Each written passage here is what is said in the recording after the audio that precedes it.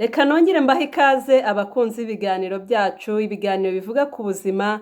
Uyu munsi rero nk'uko nabibemereye, nje kubabwira uburyo bwiza wakoresha bwo kuboneza urubyaro, na cyane ko hari abantu bari babimbajije mu kiganiro giheruka cyavugaga ku buryo bwo kuboneza urubyaro. Uyu munsi rero ube hafi, ubane natwe kuva dutangiye kugeza turangije, kugira ngo uze kumva uburyo bwiza wakoresha bwo kuboneza urubyaro. Uri kumwe na muganga Theophila nk'ibisanzwe mu biganiro bivuga ku buzima kuri ya channel yacu Miss Theoni. Reka mbanze nkubwire ko uburyo bwiza bwa mbere ubundi bujyana n'imiterere y'umubiri wawe, ndetse cyangwa se bukajyana n'imiterere y'umubiri uri kubukoresha.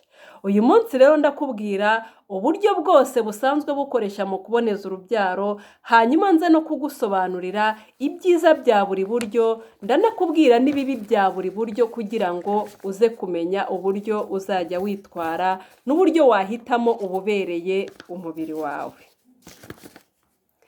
Tuzi neza ko hari uburyo bwinshi bwo kuboneza urubyaro butandukanye. Hariho uburyo bukoresha ibinini, hariho uburyo bukoresha imiti iri tekinike, ibintu biri tekinike, hari n'uburyo bukoresha bwa kamere, bwa bundi budasaba ibinini, bumwe budasaba no kuba bya biri tekinike.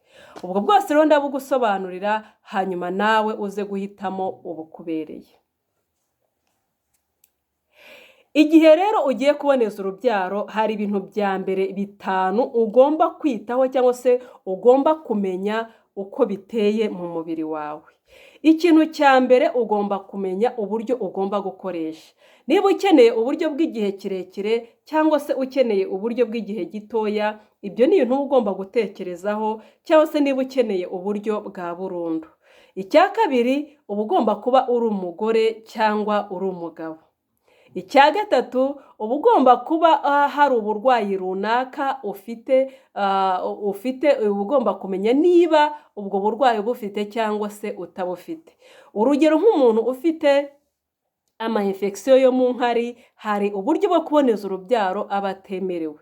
Umuntu ufite umuvuduko w'amaraso urwara, hari uburyo baba atemerewe bwo gukoresha bwo kuboneza urubyaro. Niyo mpamvu rero uba ugomba kubanza kumenya nimba ubuzima bwawe buhagaze neza, ukamenya uburyo uza gukoresha bujyanye n'imiterere y'umubiri wawe. Ikindi kandi uba ugomba kumenya uburyo bworoshye, butavunanye cyangwa se butagoye, cyane cyane mu kwibuka no mu kubukoresha. Icya gatanu, uba ugomba kumenya uburyo bwa buri munsi cyangwa se uburyo burambye, kuko hari uburyo bukora buri munsi, hari n'uburyo burambye bwa bundi ushyiramo ukituriza, ukumva ko rwose ikibazo wagikemuye. Reka rero nkubwire impamvu ugomba kwita kuri ibi bintu bitanu, nuko hari uburyo bwo kuboneza urubyaro budahuzwa na zimwe muri izi ndwara. Izi ndwara nakubwiye hari uburyo budahuzwa nazo, akaba ariyo mpamvu tukugira inama yo kubanza kumenya biriya bintu bitanu mbere yo kuboneza urubyaro. Wowe rero udukurikiye, kanizere ko igihe ugiye kuboneza urubyaro uba ugomba kubanza kuganira na muganga, ugakora checking y'ubuzima bwawe, ukamenya uko ubuzima buhagaze, hanyuma ugahitamo uburyo bwiza bwo gukoresha. Reka twigarukire rero ku buryo bwiza nahoze mbabwira. Ndakubwira buri buryo, nkubwire n'imbogamizi ushobora guhura nazo igihe ukoresha ubwo buryo bwo kuboneza urubyaro. Reka duhere mu gapira ko mu kuboko, kamwe bashyira aha ngaha ku kuboko. Aka gapira dushyira hano ku kuboko, uba ushobora kugashyira ku kibero, ushobora no kugashyira ku nda, biterwa n'aho wowe wumva wahisemo ushaka ko aka gapira tugashyira. Aka gapira habaho agapira kamara imyaka 3, hakabaho n'akandi kamara imyaka 5. Akamara imyaka 3 kaba ari kamwe, akamara imyaka 5 tuba turimo ari 2. Utu dupira twombi rero ikiza cyabwo cya mbere nuko ntago ari ngombwa ko wibuka ko ukeneye kuboneza urubyaro. Iyo wamaze kugashyiramo uragenda ugatuza, ugatekana rwose, ukumva nta zindi mbogamizi. Imbogamizi zako rero nakubwira nizi. Hari abo gatera umuvuduko w'amaraso, akaba ariyo mpamvu mbere y'uko tugagushyiriramo tubanze tugafata umuvuduko w'amaraso tukamenya uko uhagaze. Twasanga umeze neza tukakagushyiriramo, ubwo uba wemerewe kugakoresha. Ikindi kandi indi mbogamizi ni uko gashyirwamo na muganga. Ntabwo ari ibintu uba ushobora kwikorera wenyine, ni ibintu ugenda kwa muganga akagufasha kugira ngo kajyemo mu kuboko kwawe, mu kizigira cy'ukuboko, mu kibero cyangwa se ku nda. Icya gatatu, indi mbogamizi ya gatatu kuri aka gapira ni uko uba ushobora kurwara umutwe. Gusa utwo ni utumenyetso ushobora kwihanganira mu gihe wowe wiyemeje kuboneza urubyaro, mu gihe wowe wiyemeje kuringaniza nyine ukabyara abana wumva ushoboye kurera. Indi mbogamizi yako kandi gashobora gutuma ubura imihango rimwe na rimwe. Ariko ibyo nabyo kuba wabura imihango ntabwo ari ikibazo rwose gihangayikishije, kuko akenshi biba byaturutse ko kariya gapira kabamo imisemburo. Iyo misemburo iyo igiye igahura na ya misemburo iri mu mubiri wawe, haba hari imisemburo rero iba itari bukore. Kuba wabuze imihango rero ni uko ya misemburo ikora imihango iba nyine itari gukora, yarabayemo mikeya, bigatuma utabona imihango. Ibyo rero nta kibazo kiba kirimo, kuko igihe runaka uzakaviramo uba uzongera ukajya mu mihango neza nk'ibisanzwe. Reka twivugire rero ku kandi gapira ka kabiri, ako twita diyu. Diyu ni agapira bashyira ku nkondo y'umura, karimo ubwoko bubiri. Hari ako twita kopa kamara imyaka 12, ni agapira kajya ku nkondo y'umura katagira imisemburo. Akandi rero ka diyu ko kamara imyaka 5, ako kaba karimo imisemburo. Ni udupira twiza cyane natwo, kuko uba ushobora kumara cya gihe cy'iyo myaka yose utekanye, wumva rwose utakibuka ko uri buhure n'imbogamizi zo kubyara. Ibyiza byako rero bya mbere ni uko kamara imyaka myinshi, hagati y'5 n'10. Urumva ko ni keza, uragenda ukituriza rwose.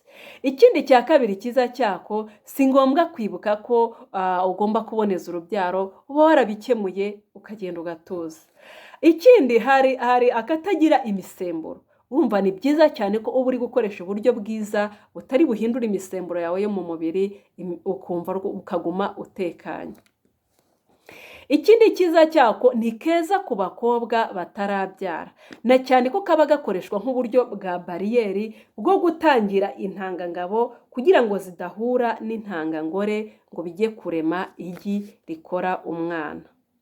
Ubwo wabyumvishe ko kariya gapira ni keza ku gitsina gore, ni keza ku bantu b'abakobwa batarabyara. Ikindi cyiza cyako ni uko iyo ukeneye kugakuramo, biroroshye cyane ko rwose igihe ubikenereye ugenda bakagakuramo. Gusa buri kintu cyose kigira ibyiza n'ibibi, nako hari ibintu bikeya bibi gafite, ari byo nabyo ngiye kukubwira kugira ngo umenye uburyo wakitwaraho. Hari abantu umubiri wabo utakakira neza. Kwa kutakakira neza rero bikaba ngombwa ko bagakuramo kugira bakaguha ubundi buryo buberanye n'umubiri wabo. Ikindi hari abantu bakunda gukora imibonano mpuzabitsina kenshi idakingiye. Abo bantu nabo ntabwo ari byiza kugakoresha, kuko biba bishoboka ko bajya mu ngorane zo kurwara ama-infection urinaire. Igihe rero warwaye ama-infection urinaire, ni bibi cyane kugakoresha, na cyane ko umuntu ukunda kurwara ama-infection urinaire ntabwo yemerewe gukoresha diyu. Niba rero nawe aka kantu ugakunda rwose, niba ukeneye kuboneza urubyaro mu gihe cy'uburyo burebure burambye, ni keza ku muntu ukeneye kumara icyo gihe cyose yiturije. Reka twivugiye ku bundi buryo bwa injection, izo twita za Depo-Provera, izo twita za Sayana. Ni imiti nayo bagutera. Uwo muti uboneza urubyaro byibuze umara igihe cy'amezi 3. Ni ukuvuga ngo ni urushinge rumwe tugutera mu gihe cy'amezi 3. Uru rushinge narwo ahangaha ntabwo naho bigusaba kwibuka buri munsi. Urumva nimba warwiteje ku itariki runaka, uramara y'amezi 3 utuje, nta mbogamizi zindi wumva ufite. Imbogamizi rero ziboneka kuri runo rushinge ni uko hari abantu bamwe bakunze kugira ibibazo byo kubura imihango. Na cyane ko nabwiye ko kuba wabura imihango nta ngorane zirimo, birongera wazarekeraho bigakosoka. Ikindi kaba gashobora gutuma umuntu agira hypotension, umuvuduko w'amaraso we ukagenda gakeya. Ibyo nabyo bibayeho tukabona bikabije, biba ngombwa ko rwa rushinge turuhagarika. Hari n'abantu rero bakunda kugira ibibazo, ugasanga rimwe na rimwe hari abananuka, hari n'ababyibuha, na cyane ko nabwiye ko ibi ngibi biba birimo imisemburo, ya misemburo rero ishobora gutuma habaho impinduka mu mubiri. Ariko nazo nk'umuntu ukeneye kuboneza urubyaro ntabwo ari ibintu biba bigoye cyane, kuba wamara igihe runaka unanutse ariko ukaringaniza urubyaro ukabyara abana wumva ukeneye kurera, nabyo ndumva nta kintu bitwaye. Ikindi kandi kuba nabwo wabyibuha igihe runaka wazabyihorera ugasubira kuri taye yawe, ariko waboneje urubyaro wabyaye abana wumva ushoboye kurera, ndakeka ko nabyo nta ngorane biteye. Reka tuvuge ku bundi buryo bw'ibinini. Ibinini rero ni ibinini tuguha akenshi, hari uza ko ati njye iby'ukwezi, hari utwara iby'amezi 3, ibyo twita pirire. Ibi binini rero nabyo ibyiza byabyo ni uko byoroshye kubibona. Byoroshye kubibona kuko kuri farumasi biba bihari, wagenda ukabigura. Ariko ubundi buryo bwose nakubwiye mbere ntabwo wajya kuri farumasi ngo babuguhe, bisaba ko ujya kwa muganga akaba aribo bagufasha. Ikindi kandi nabyo ibi binini bifasha kugenzura igihe cyo kubyara. Ni ukuvuga ngo igihe runaka wumva ushatse kubyara, bya binini urabihagarika ugakomeza uburyo bwawe ukabyara. Ikindi kandi ibi binini nabyo bibamo imisemburo. Ni byiza rero ko umenya neza uko ugomba kubyitwaraho, wagira impinduka runaka ugira ukamenya ko ugomba kuzihanganira. Nababwiye ko buri kintu cyose kigira ibyiza kikagira n'ibibi, nabyo rero bifite imbogamizi. Imbogamizi yabyo ni uko bifatwa buri munsi. Bikaba byiza rero iyo ubifashe ku isaha ukajya wibuka isaha wabifatiyeho. Niba ukunda kwibagirwa rero kubifata, ntabwo wowe rwose uba wemerewe gukoresha ibinini kuko uba ushobora kubyibagirwa. Ubwo rero urumva ko imbogamizi yabyo irimo nuko bifatwa buri munsi, umuntu akaba yabyibagirwa. Ikindi kandi nabyo bihindura imisemburo. Icya gatatu, abagorwa no kunywa ibinini, ni ukuvuga ngo hari umuntu kunywa ibinini bigora mu buzima bwe ku buryo rwose ashobora no kubona ibinini ukabona ashatse kuvomitinga. Uwo muntu rero rwose nawe ntabwo yabasha gukoresha ibinini, niyo mpamvu tumugira inama yo gukoresha buriya buryo bundi burambye. Tuvuye muri ubu buryo bw'ibinini, hari ubundi buryo bukoreshwa nk'agakingirizo. Agakingirizo karinda gusama, kakarinda kwandura indwara zandurira mu mibonano mpuzabitsina. Gakoresha igihe cyose ugakeneye, gakoreshwa inshuro imwe. Ni ukuvuga ngo nako ibyo ni ibyiza byako kuko kakurinda gusama, kakakurinda n'indwara zandurira mu mibonano mpuzabitsina. Ariko nako kagira imbogamizi. Nta kintu kigira ibyiza ngo kibure n'ibibi. Kagira imbogamizi kuko kaba gashobora gutoboka n'ubundi ugasama. Kagira imbogamizi kuko abagabo benshi ntabwo bagakunda. Niyo mpamvu rero uba ugomba gukoresha uburyo bwiza burambye kurenza uko wakoresha agakingirizo, mu gihe uba utekereza ko ushobora kuza guhuriramo n'izo mbogamizi. Ikindi nanone tugiye kwivugira ku kubara cyangwa se urunigi. Abantu bakoresha urunigi babara, cyangwa abantu babara iminsi yabo y'uburumbuke. Ibi ngibi nta miti n'imwe ikoreshwa, nibyo byiza byabyo. Ikindi kandi ku bafite imyemerere yabo, abakristo, hari abantu batemera uburyo bwo kuboneza urubyaro bundi bw'imiti, ugasanga bakoresha uburyo bwo kubara. Ariko ibi nabyo bifite ibibi byabyo kandi bigoye. Bifite ibibi kubera iki? Kuko bisaba ubumenyi buhambaye cyangwa se ubumenyi buhagije ku miterere y'umubiri, ku miterere y'umuntu. Kuko bitewe n'imiterere ya cycle, icyo twita cycle, ya matariki yawe, igihe ugira mu mihango, igihe ugira muri ovulation, igihe uzagarukira mu mihango, iyo ufite amatariki ahindagurika, ntabwo wemerewe gukoresha uburyo bwo kubara kuko biba bigoye. Ni byiza rero ko kuba ukoresha ubu buryo biba bisaba ko ubanza kumenya imiterere y'umubiri wawe. Ubu rero ntabwo ari uburyo bwizewe, na cyane ko uba ushobora gutungurwa ugashiduka rwose wasamye. Niyo mpamvu abantu benshi tudakunda kubabwira ko ubu buryo bwizewe. Turakwigisha, tukakwigisha kubukoresha, ariko tukakubwira n'ingorane zirimo kugira ngo umunsi wahuye nazo uzamenye uburyo uri bugombe ko ugomba kwakira nyine izo ngorane. Hari abandi bafata rero uburyo bwo gufunga burundu. Ubu buryo rero bwo busaba gutekereza cyane, ukamenya ko ufashe imyanzuro utazongera kubyara. Wamara gufata imyanzuro rwose ukaza tukagufasha. Ni uburyo burambye, ni uburyo bw'igihe cyose, mbese ni uburyo butagutera guhangayika ko wazongera gusama. Ariko nyine igihe bivuze ngo ubwo ntabwo uzongera gusama, nyine wamaze gufata imyanzuro ntakuka. Ibyago byabyo rero cyangwa imbogamizi. Ibyago bya mbere cyangwa imbogamizi zabyo ni uko budasubirwamo, ni uko ubwo kubyara biba byarangiye. Ikindi kandi bukorwa n'abashaka kutongera kubyara, nibo bakoresha buno buryo. Nk'uko nabikubwiye rero, dore uburyo bwiza cyane muri rusange ugomba gukoresha. Uburyo bwiza cyane muri rusange ni agapira ko mu kizigira cy'ukuboko, kamwe nakubaye dushyira mu kizigira cy'ukuboko cyangwa se ku kibero cyangwa ku nda. Uburyo bwa kabiri ni diyo. Impamvu ubu buryo bukoreshwa, uburyo ari bwiza cyane, ni uko ari uburyo bukoreshwa n'abantu benshi ku isi, kubera ko bwizewe ku kigero kiri hejuru ya 99%. Ntibusaba kwibuka buri munsi, buraramba kuva ku myaka 3 kuzamuka kugeza ku myaka 10.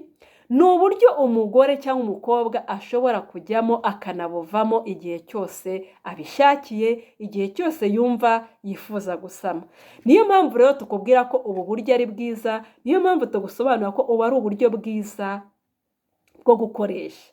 Abantu benshi bifuza kuboneza urubyaro by'igihe kirekire, abantu benshi bifuza kuboneza urubyaro mu buryo burambye, tubashishikariza gukoresha buno buryo bubiri, kuko bufasha kwirinda, kuko bufasha burinda no kuba wakwibagirwa.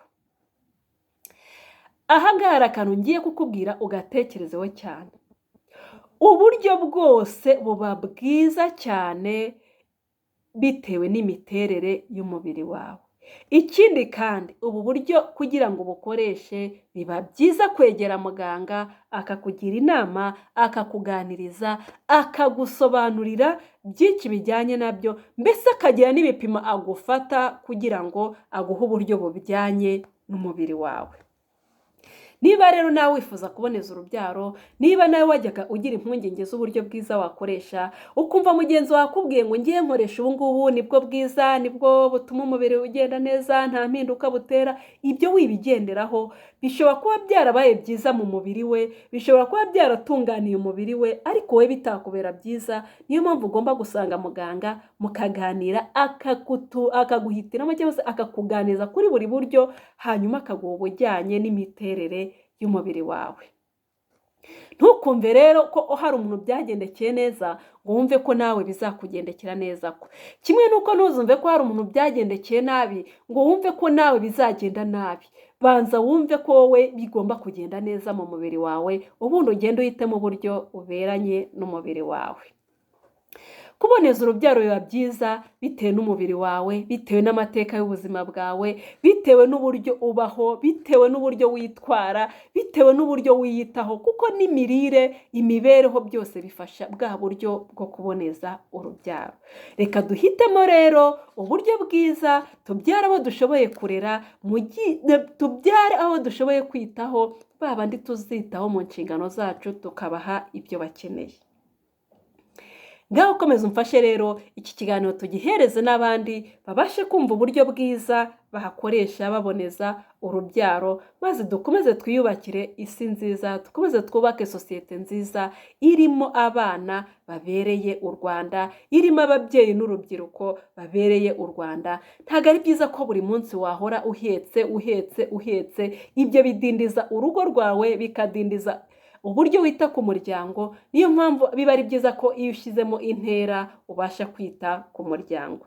Mugire ibihe byiza rero bakunzi bacu, dukomeze tubane buri munsi no mu biganiro bikurikiyeho, dukomeze tube kumwe, dukomeze twubake sosiyete nziza ibereye umunyarwanda, ibereye umuturage, ibereye ikiremwa muntu, ibereye buri umwe wese, aho waba uherereye hose udukurikira, ubashe kumva ko iki kiganiro tuba tukiguye kugira ngo kibashe kugirira akamaro wowe na mugenzi wawe, wowe n'umuturanyi, wowe na wa wundi musangiye ukwemera, kugira ngo twese turusheho kumererwa neza.